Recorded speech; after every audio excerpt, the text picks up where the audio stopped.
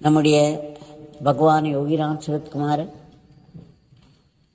சாதகராக இருந்த பொழுது 1948 என்று நினைக்கிறேன். அதன் பிறகு மறுபடியும் ஒரு முறை வருவார். அவர் ரமண பகவானிடம் விடைபெற்று செல்லும் பொழுது மனதே இல்லை போவதற்கு. வேறு வழியின்றி அவர் முன் நின்று, சுவாமி, எனக்கு நீங்கள் அருள் செய்ய வேண்டும்.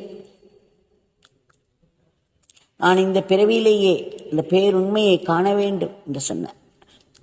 ரமண பகவான் யாரேனும் இப்படியெல்லாம் வந்து கேட்டால் ஒரு கனத்த மௌனம் சாதிப்பார். எந்த ஒரு பதிலும் அவரிடமிருந்து வரவே வராது. முகத்திலும்